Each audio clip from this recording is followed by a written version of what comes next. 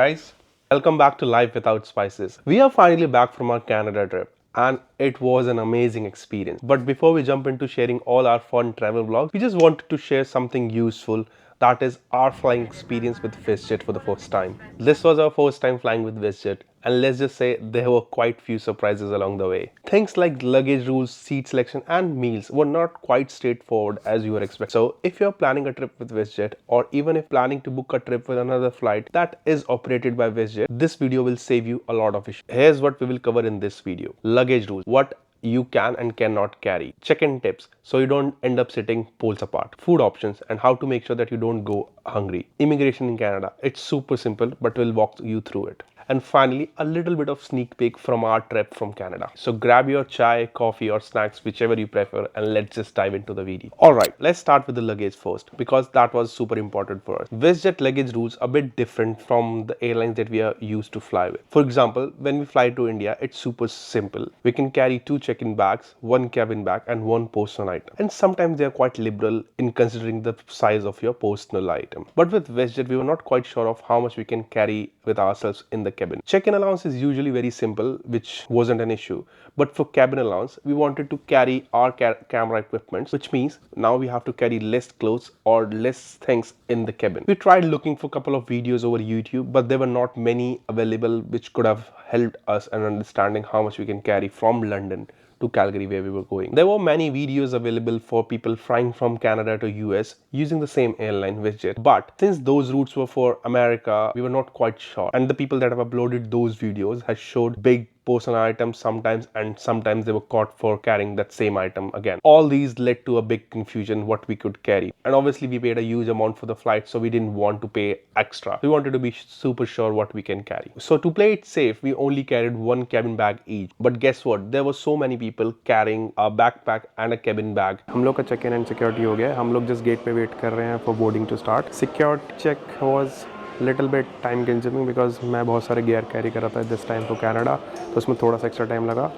Check in was very smooth, उसमें ऐसे ज़्यादा टाइम लगा नहीं. वी वर कॉन्शियस कि केबिन में हमें एक बैकपैक एंड एक ट्रॉली अलाउड होगा कि नहीं, मगर दोनों अलाउड था, so it was all good. अन चेक इन का एक 23 kg का बैग अलाउड था, तो ऐसे कोई इशू नहीं आया. Next up is check in and seating, and this was quite a different experience for us. Usually when we fly to India, we normally expect to be seated together because obviously the flights are not cheap, right? And we do understand for the flights operating from London to Europe because they are budget airlines and they heavily advertise on paying to get the seats together. So when we were flying from London to Calgary, we got the seats together, and which was as per our normal understanding. So it wasn't an issue. But the things changed when we were trying to come back from Calgary. We've been asked to pay 150 Canadian dollars roughly per seat to be seated together, which caught up as a surprise. So if you are planning to visit Canada and if you have booked flights, just make sure you keep this in mind, a sum of extra charge which you have to pay to be seated together, as they cannot guarantee together seats whenever you are flying. It's just one of those things which you don't generally think when you pay a huge amount for your flight booking,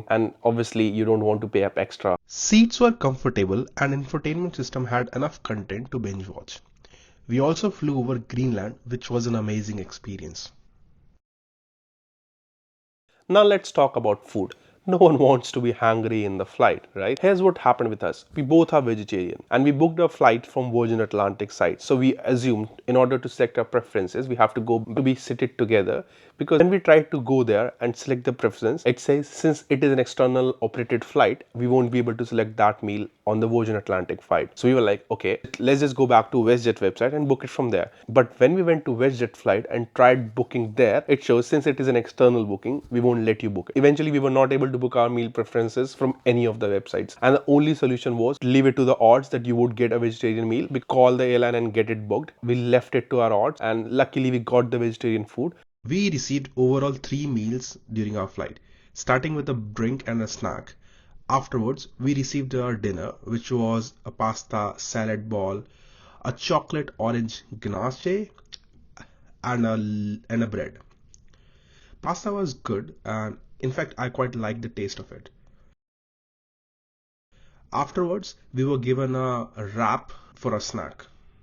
But for the vegan people, they have to make a call. If now Canadian immigration, to be honest, after visiting a couple of countries in Europe, it was a bit unique experience for us. And the way it is unique was we didn't have any immigration officer asking us questions. As soon as we landed, we were directed towards a queue which was leading up to a kiosk where we had to fill in all the details like your passport number, date of entry, and date of exit, and you have to get your picture clicked. As soon as you do all these steps, it generates a paper slip for you. So we were like, okay, we got the slip now, and now we have to go to the immigration officer who will ask us a couple of questions, and which we will answer, show us the booking details and other stuff. Then they will allow us a stamp on the passport. But we just simply walked through the immigration doors, and there was like, oh, what happened? There was no immigration officer.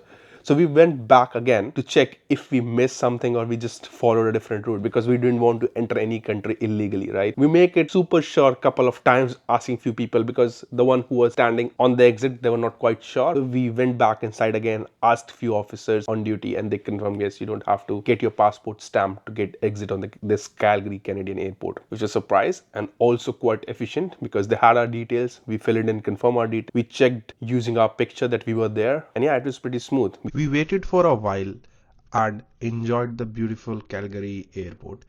Then we collected our bag and walked past through the door. There were two police officers who were just looking at whether we got the slips or not, but they were not asking us anything, and we just simply walk out of the airport. So this was our first and the brief experience that we wanted to share, thinking there might be few things which you guys might find useful on your own journeys when traveling to Calgary. Again, this is specific to our experience and traveling to Calgary. There might be different experiences when you're flying to a different airport in Canada, but yeah, this will be helpful obviously. So if you want to stick around and see how we explored Canada, just consider subscribing this channel and like this video if you found it useful, and I'll see you in the next one.